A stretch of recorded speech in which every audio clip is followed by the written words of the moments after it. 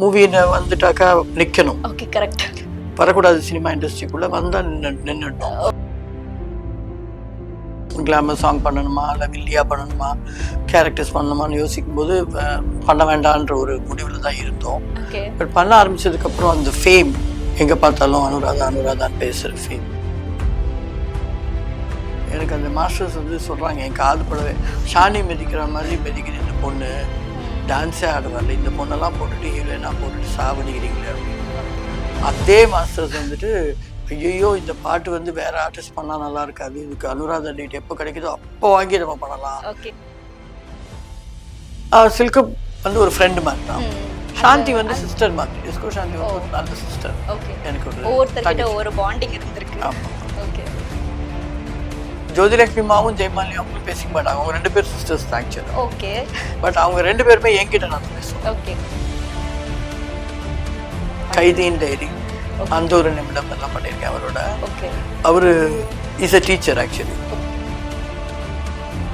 எனக்கு யார் அம்மா அப்பானாக்கா சோசாரும் மனோரமாட்சியும். 2 பேர் பக்கத்தில் ஜெய்சங்கர் சார். எனக்கு கையும் ஓடல காலும் ஓடல ஒன்றும் இல்லை. அவர் வரும்போது விடுக்குன்னு போய் வாங்க வாங்க அப்படி கூட்டிகிட்டு வந்து உட்காருங்கன்னு சொல்கிறோம். இந்த ஒரு ஷாட்டுக்கு 16 டேக் எடுத்து 16 டேக்ஸ் எடுத்துருக்காங்க.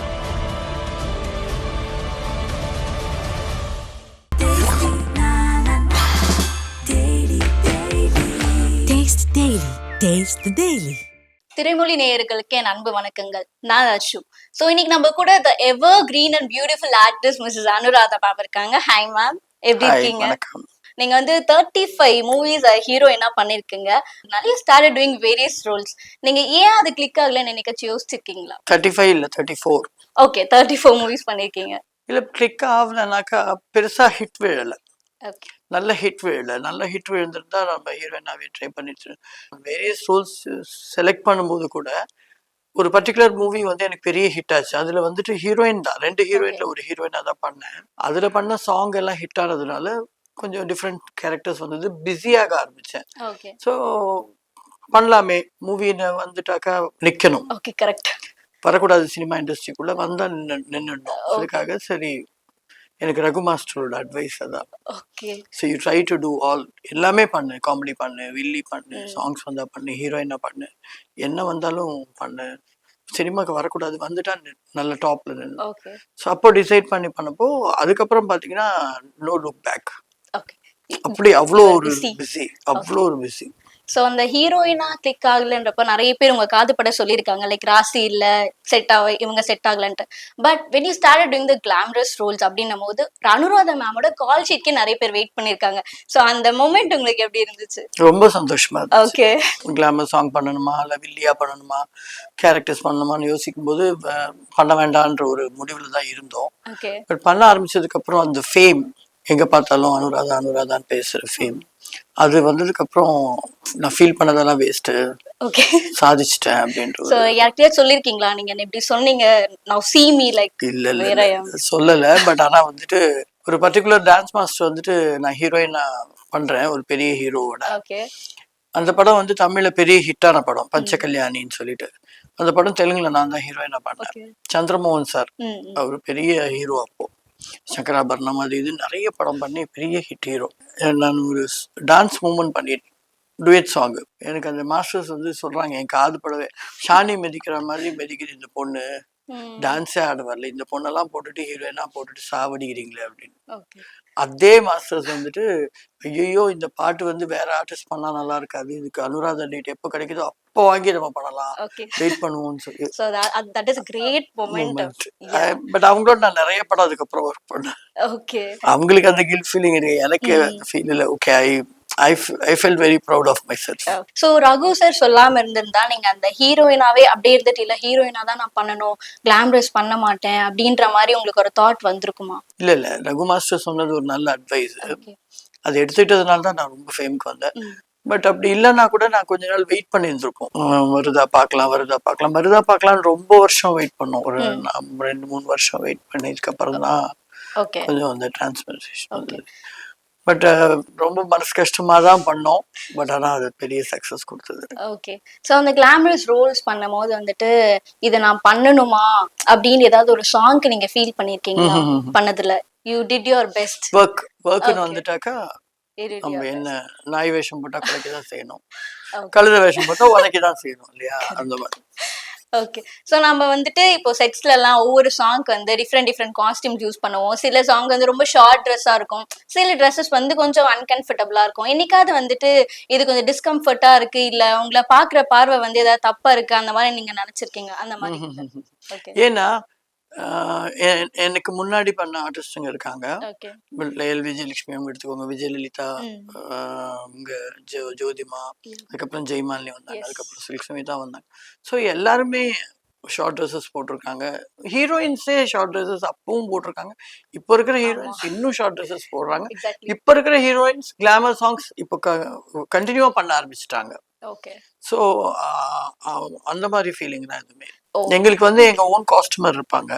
ஒரு சாங் நடக்குதுன்னா அந்த சாங்க்கு என்ன மாதிரி காஸ்டியூம் வேணும், எது அதுக்கு என்னென்ன சேஃப்டி, எவ்வளவு ஷார்ட்டா போட்டாலும் அதுக்கு சேஃப்டி ப்ரிகாஷன்ஸ் என்னென்ன பண்ணணும், எங்க எலாஸ்டிக் வைக்கணும், எல்லாம் கரெக்டா தெரியும் அவங்களுக்கு. அவங்க கரெக்டா பண்ணிடுவாங்க. சோ நீங்க வந்து இப்படி கிளாமரஸ் ரோல்ஸ் பண்ணதுனால என்னைக்காவது நெகட்டிவ் கமெண்ட்ஸ் வந்து அது உங்களை ரொம்ப தாக்கியிருக்கா?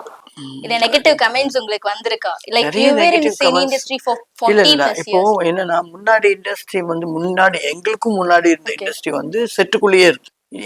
எங்க பீரியட்ல தான் வெளியில வர ஆரம்பிச்சிட்டாங்க. 16 வயதுல அப்பெல்லாம் ரொம்ப சின்ன பொண்ணு. அந்த டைமே வெளியில வர ஆரம்பிச்சிருச்சு சினிமா இண்டஸ்ட்ரி. அந்த மாதிரி எண்ட்ல எல்லாம் 75ல 76ல எல்லாம் வந்து வெளியில வந்துடுச்சு cinema industry. So cinema industry வெளியில வந்ததுக்கு அப்புறம் ஜனங்கள் பாக்குறது, ஜனங்கள் ஷூட்டிங் நடந்தா கூடி கவனிக்கிறதுலாம் நிறைய வந்துச்சு. அந்த மாதிரி நாங்க நிறைய கோயில் திருவிழா சாங்கு இந்த மாதிரிலாம் பண்ணுவோம். கோயில் திருவிழா சாங் எல்லாம் பண்ணா நம்ம பின்னாடியே நிறைய கமெண்ட்ஸ் பண்ணிட்டோம், காதுலயே வாங்காத மாதிரி நாங்க உட்காந்துருவோம். ஏன்னா அதுக்கு உட்கார்ந்து நம்ம ரொம்ப ஓவரா பதில் பேசிட்டே இருந்தோம்னா அது பிரச்சனையாதான் ஆகும். ரொம்ப தாங்க முடியலன்னா தான் நம்ம கூட இருக்கிறவங்களே அதை கண்ட்ரோல் பண்ணிடுவாங்க. மேக்கப் மேன், ஹேர் ட்ரெஸ்ஸர் எல்லாம் இருப்பாங்க, அவங்க கண்ட்ரோல் பண்ணிடுவாங்க. சோ அவங்க எல்லாருமே வந்து ஒரு தேர்ட் பர்சன் வச்சுக்கோங்க. அவங்க என்ன சொன்னாலும் நமக்கு கவலையே இல்ல. But when comes to close persons, அவங்க யாராவது வந்துட்டு என்ன நீ இந்த மாதிரி டான்ஸ் பண்ற, அந்த மாதிரி எல்லாருமே சப்போர்ட்டிவ் அண்ட் மோட்டிவேட்டடா தான் இருந்தாங்க. அவ்வளவு பிஸியா எனக்கு மத்தவங்க கிட்ட பேசுறதுக்கு டாப் ஹீரோயின் அண்ட் இன்னொன்னு எனக்கு டைம் கிடையாது. ஃபர்ஸ்ட் ஆஃப் ஆல் மத்தவங்களோட உட்கார்ந்து பேசுறதுக்கு ரவுண்ட் தி கிளாக் ஒர்க் பண்ணிருக்கேன். ஒரு பீரியட்ல எல்லாம் பாத்தீங்கன்னா மார்னிங் வீட்டை விட்டு ஒரு 7:30 8 o'clock கிளம்பிட்டேன்னா வித் மேக்கப், நான் நெக்ஸ்ட் டே மார்னிங் 5:30 தான் வீட்டுக்கே வருவேன். 3 ஷூட்டிங் ஒர்க் பண்ணுவேன். காலையில இருந்து மத்தியானம் வரைக்கும் ஒரு ஷூட்டிங், மத்தியானத்துல இருந்து நைட் 9 வரைக்கும் ஒரு ஷூட்டிங், நைட் 9ல இருந்து மார்னிங் 5 வரைக்கும் ஒரு ஷூட்டிங் முடிச்சுட்டு வீட்டுக்கு வந்து மேக்கப் எல்லாம் எடுத்து குளிச்சுட்டு மறுபடியும் மேக்கப் போட்டு திருப்பி காலையில கிளம்பிடுவேன். ஸோ அந்த மாதிரி continue round the clock work பண்ணும்போது உங்களுக்கு பிரேக் விட்டாங்கன்னா கூட அந்த நேரம் நான் உட்காந்து சாப்பிட மாட்டேன். டச்சப் பண்ணிட்டு போட்டு தூங்கிடுவேன். தூங்கிட்டு ஏந்திரிச்சு போய் ஷார்ட்டை கூப்பிடுவாங்க. 1 hour கழிச்சு 1.5 hour ஆயிடும். ஷார்ட்டை கூப்பிடுவோம், போய் 2 ஷார்ட் பண்ணிட்டு அவங்க அடுத்தது கேமரா ஷிஃப்ட் பண்ணி வேற எங்கேயாவது லைட்டிங் பண்ணும்போது அந்த நேரம் உட்காந்து சாப்பிடுவேன். Okay. You felt tired somewhere, like ரொம்ப ரொட்டீனா ஓடிட்டே இருக்கும்? இல்ல I was feeling very happy that I am very busy. ரொம்ப பிஸி. ஏன்னா ஆர்டிஸ்டா 13 வயசுலயே வந்துட்டோம் சினிமா இண்டஸ்ட்ரிக்கு. ஒரு 34 படமும் பண்ணி ஒரு 14 ரிலீஸ் ஆகும்போது அதுக்கப்புறம் உட்கார்றோன்றப்போ வேலையே இல்லாம உட்கார்ந்து அந்த ஃபீல் இருக்குல்ல, அந்த ஃபீல் வந்துட்டு இந்த ஃபீல் வந்ததுக்கு அப்புறம் அதெல்லாம் ஒண்ணுமே தெரியல. வீட்டுல உட்கார்ந்த போர். இப்பவும் அந்த ஃபீல் எனக்கு இருக்கு. You have to work. Yes, எப்பயுமே. ஆமா. Okay, super ma'am. I think that's a great thing. இங்க நிறைய பேருக்கு வேலையே இல்லாம இருக்கு, பட் ஸ்டில் நமக்கு வேலை கிடைக்கிறதுன்றதே ஒரு பெரிய விஷயம். ஒண்ணு இன்னொன்னு ஐடியலா உட்கார முடியாது. I am used to work. Okay. And I love you love to work. Yes. Okay, I know it's உங்ககிட்ட பேசும்போதே தெரியுது நீங்க உங்க work எவ்வளவு லவ் பண்றீங்கன்னு சொல்லிட்டு. So I know you're a great dancer actually. Okay. So Jayamalini ma'am and Disco Shanti ma'am இவங்க கூட எல்லாம் நிறைய ஒர்க் பண்ணிருக்கீங்க. So அவங்களோட ஒர்க் எக்ஸ்பீரியன்ஸ் சொல்லுங்களேன். நான் வந்து டான்சர்ஸ்ல ஒர்க் பண்ணது வந்துட்டு ஜோதிலட்சுமி அம்மா கூட ஒர்க் பண்ணிருக்கேன், ஜெயமாலினி அவங்க கூட ஒர்க் பண்ணிருக்கேன், சில்க் சுமிதாவோட ஒர்க் பண்ணிருக்கேன், டிஸ்கோ சாந்தியோட ஒர்க் பண்ணேன். இவங்க 4 பேரோட நான் அனுஜா இவங்களோடலாம் ஒர்க் பண்ணியிருக்கேன். இவங்களோடலாம் ஒர்க் பண்ணும்போது எனக்கு சீனியர்ன்றவங்க பார்த்தீங்கன்னா ஜோதிமா, அவங்க ரொம்ப சீனியர். அவங்க எம்ஜிஆர் காலத்து டைம் ஆர்டிஸ்ட். அதுக்கப்புறம் ஜெயமாலினி வந்து ஜெகன்மோகினி எல்லாம் பண்ணும்போது நாங்களாம் ரொம்ப பேய் படம் பார்க்கறது ஓடுவோம் குட்டி பசங்க. ஸோ அவங்க அடுத்த சீனியர். அவங்களுக்கு அடுத்தது வந்து சில்க். பட் சில்க் வந்துட்டு ஒரு 18-19 வயசுல அவங்க என்டர் ஆகும்போது எனக்கு 13-14 வயசு என்டர் ஆகும். 5 years என்னமோ டிஃபரன்ஸ் இருக்கும். பட் அவங்க வந்து கொஞ்சம் சீக்கிரம் பிக்கப் ஆயிட்டாங்க. சில்க் வந்து ஒரு ஃப்ரெண்ட் மாதிரி தான். சாந்தி வந்து சிஸ்டர் மாதிரி. டிஸ்கோ சாந்தி வந்து ஒரு நல்ல சிஸ்டர். எனக்கு ஒரு ஒவ்வொருத்தர்கிட்ட ஒரு பாண்டிங் இருந்திருக்கு. ஆமா. ஜோதிலட்சுமி அம்மாவும் ஜெயமாலினி அவங்களும் பேசிக்க மாட்டாங்க. அவங்க 2 பேரும் சிஸ்டர்ஸ் தான் ஆக்சுவலா. அவங்க 2 பேரும் ஃபேமிலியில ஏதோ சம் ப்ராப்ளம் பேசிக்க மாட்டாங்க. பட் அவங்க 2 பேருமே என்கிட்ட நல்லா பேசுவாங்க. நீங்க அவங்க எல்லார்கிட்டயும் க்ளோஸா இருந்திருக்கீங்க. 24 மணி நேரம் பண்ணும்போது இந்த சைடு ஜோதிமா உட்காருவாங்க, இந்த சைடு ஜெயமாலினி, நான் 3 பேர் சாங். இவங்க ஏதாவது இந்த ஃபைனல் போஸ்ட் எல்லாம் கொடுக்கறதா இருந்தா 3 பேரும் ஆடிட்டு வந்து போஸ்ட் கொடுக்குறோம்னா இவங்க வந்து என்ன போஸ்ட் கொடுக்குறீங்க அப்படின்னு கேட்பாங்க. அவங்க சொல்லுவாங்க அவங்க என்ன போஸ்ட் கொடுக்குறாங்களோ. ஜெயமாலினி அவங்க வந்து என்ன சொல்லுவாங்க, அவங்க அக்கா இல்ல ஜோதிலட்சுமிமா, இவங்க சொல்லுவாங்க அவங்க என்ன போஸ்ட் கொடுக்குறாங்களோ அதுவே நம்ம கொடுத்துக்கலாமோ அப்படின்னு வாங்க. இவங்க அம்மா நீங்க என்ன சொல்றீங்களோ நாங்க இது பண்றோமா.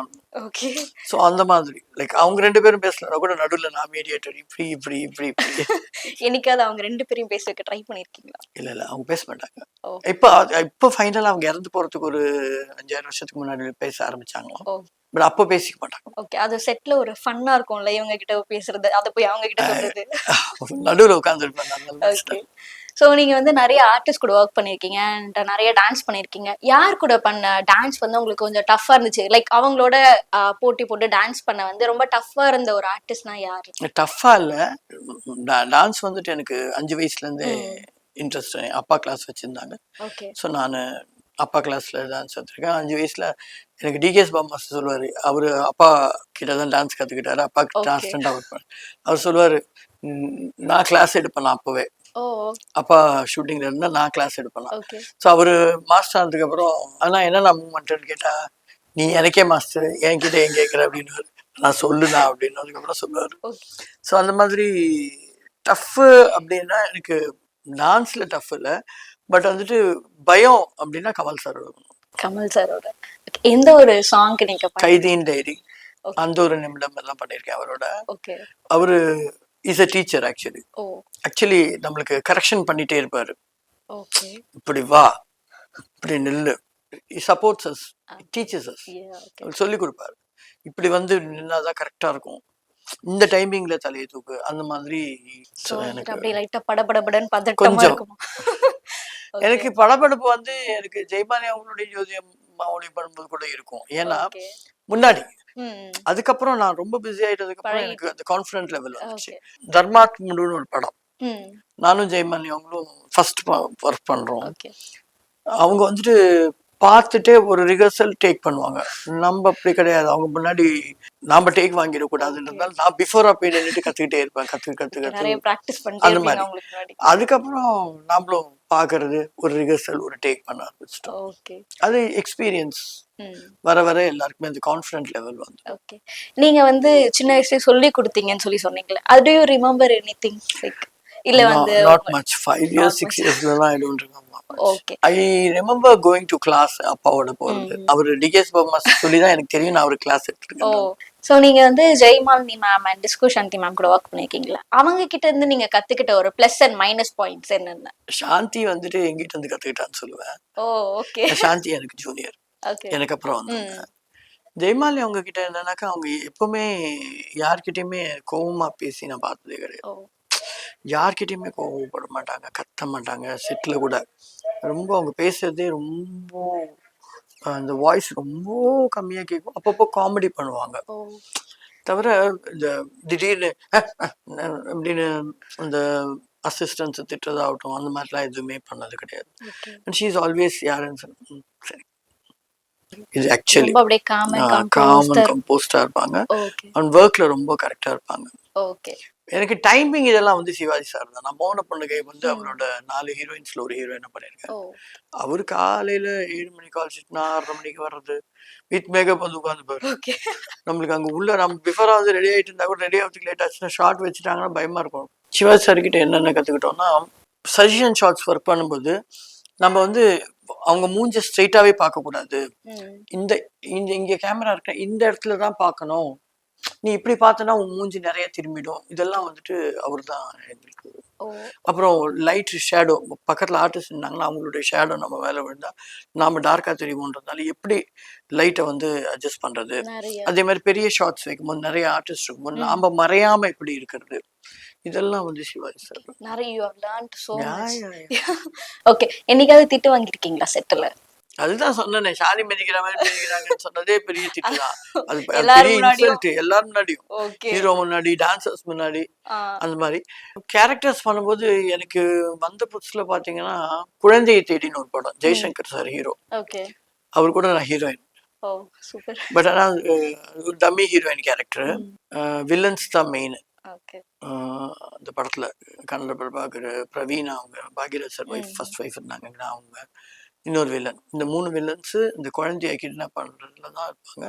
அது காப்பாற்றுறது ஜெய்சங்கர். அதில் ஒரு ஷார்ட் வந்துட்டு எனக்கு ஐ ஸ்டில் எனக்கு யார் அம்மா அப்பானாக்கா சோ சாரும் மனோரமாச்சியும். இவங்க 2 பேர் பக்கத்தில் ஜெய்சங்கர் சார். எனக்கு கையும் ஓடல காலும் ஓடல ஒன்றும் இல்லை. அவர் வரும்போது கிடுக்குன்னு ஓடி போய் வாங்க வாங்க அப்படி கூட்டிட்டு வந்து உட்காருங்கன்னு சொல்றது. இந்த ஒரு ஷாட்டுக்கு 16 டேக் 16 டேக்ஸ் எடுத்திருக்கேன். அதே மாதிரி டைலாக் ஏதாவது கொடுத்தாங்கன்னா படிச்சுட்டு எப்படி படிச்சனோ அப்படியே பேசுவேன். அப்போ டைரக்டர்ஸ் கொஞ்சம் கொஞ்சம் சொல்லுவாங்க, இப்படி கிடையாது அப்படி டேக் வாங்க, அப்படிதான் என்கிட்ட ரொம்ப. அப்புறம் கத்துக்கிட்டாச்சு. அப்புறம் ஒரு சிங்கிள் ஷாட்ல போயிட்டே இருக்கிறோம், ஒரே டேக்ல ஓகே பண்ணிட்டு. சிங்கிள் டேக்ல எத்தனை பண்ணிருக்கீங்க நீங்க? நிறைய ஏதாவது ஒண்ணு எங்களுக்கு சிங்கிள் ஷாட்லயா? ஆமா, சிங்கிள் ஷாட்ல அந்த டயலாக் ஷாட்ல சாங் வந்து நான் பண்ணது இல்ல. 8 ஷாட்ல பண்ணிருக்கேன். ஓகே, 8 ஷாட்ல பண்ணிருக்கோம். ஃபுல் பிஜிஎம் எல்லாம் ஃபுல் ஆட சொன்னா அதெல்லாம் ஆடிடுவோம். அது மாதிரி எடுக்கல யாரும் சிங்கிள் ஷாட்ல எனக்கு. அதனால எடுத்திருந்தா நான் பண்ணிருப்பேன். அது எப்படியும் டேக் போறதுக்கு முன்னாடி ஒரு 10 ரிகர்சலாவது பார்ப்பாங்க. ஏன்னா ஒரு 3-4 நிமிஷம் பாட்டு ஃபுல்லா ஒரே ஷாட்ல பண்ணணும்னா அது பார்ப்பாங்க. பார்க்கும்போது அது பெர்ஃபெக்ஷன் ஆயிடும்.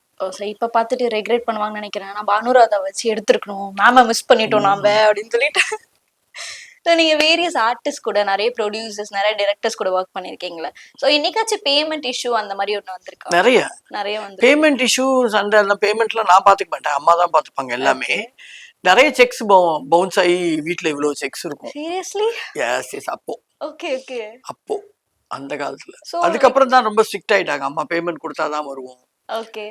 காலைல இருந்து ஒர்க் பண்ணிட்டு இருப்போம், மத்தியானம் ஷூட்டிங் நீ படுத்து தூங்குன்றுவாங்க, பேமெண்ட் வர வரைக்கும் போவாதுன்றாங்க. அந்த மாதிரி அந்த பேமெண்ட் வராதப்ப வந்துட்டு இதுக்கு நம்ம ஏன் நடிக்கணும், லைக் நம்மள ஸ்கேம் பண்ற மாதிரி இருக்கு, என்னைக்காவது கேட்டிருக்கீங்களா நீங்க? அப்ப தெரியாது இல்லையா, ப்ராப்பரான ரெஸ்பான்ஸ் வந்திருக்கா? வந்த புதுசுல எல்லாம் நிறைய செக்ஸ் வாங்கிடுவோம் தம்பி.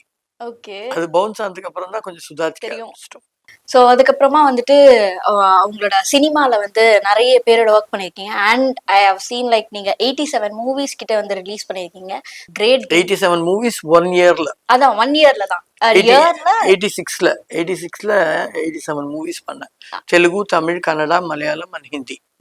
So that's a great deal actually. இந்த காலகட்டத்துல வந்து 87 மூவிஸ் ஒருத்தவங்களால பண்ண முடியுமானா கொஸ்டின் மார்க்கா தான் இருக்கும். இல்ல சாங்ஸா பண்ணியிருந்தா பண்ணிருக்கலாம், பண்ண முடியும். பட் நான் அது சாங்ஸா மட்டும் பண்ணல, சாங்ஸும் பண்ணேன், கேரக்டர்ஸ் பண்ணேன், காமெடி ரோல்ஸ் பண்ணேன், ஹீரோயினா பண்ணேன், அதுல வந்து வில்லியா பண்ணிருக்கிறேன். அந்த மாதிரி எல்லாமே மிக்ஸ்ட்ல. Okay, several. How you handled it?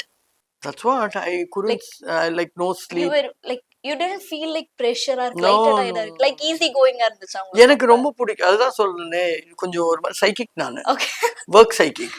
Work பண்ணோம். ஓகே, மம்மி சொல்லிருக்காங்களா கொஞ்சம் ரெஸ்ட் எடு பார்க்கலாம் அப்படின்ற மாதிரி? இல்ல எங்க அம்மா ஒத்துக்கிறேன்னு வாங்க, ஒத்துக்கோங்கன்றேன், அவ்வளவுதான். ஓகே, ஒத்துக்கிட்டுமா அப்படின்னு கூட கேட்க மாட்டாங்க, ஒத்துக்கிறேன் அப்படின்வாங்க, அவ்வளவுதான். காமெடி அந்த மாதிரி பாத்தீங்கன்னா மாமன் மச்சான் ஒரு படம் பண்ணோம் நரேன் சார். அது விஐபின்னு அதுக்கப்புறம் வந்தது, பிரபுதேவாவும் அப்பாஸும் பண்ணாங்க. அது வந்து நாங்க முன்னாடியே பண்ணோம். இந்த கேரக்டர் வந்துட்டு எப்படின்னாக்கா, இந்த பிளைண்ட்லயே ஷி கேன் ஃபைட் பண்ணுவா, எல்லாமே கத்து வச்சிருப்பா அந்த கேரக்டர். வீணை வாய்ஸ் தெரிஞ்சுட்டு நான் காலையில அவங்க வீட்டுக்கு போகும்போது டிசைடு விஜய் ஹாஸ்பிட்டலுக்கு கொண்டு போயிட்டாங்க அப்படின்னாங்க. நானும் வித்யாமாவும் தான் ஒரே தடவை நுழைஞ்சோம் வீட்டுக்குள்ள. நாங்கள் சொன்னோம் வா போகலான்னு சொல்லிட்டு என்னை கூட்டிட்டு அவங்க ஸ்ரீ வித்யாமா, நாங்கள் 2 பேரும் விஜய் ஹாஸ்பிட்டல் வந்துட்டோம். விஜய் ஹாஸ்பிட்டல் வந்துட்டு பார்த்தாக்கா ஸ்ட்ரக்சரில்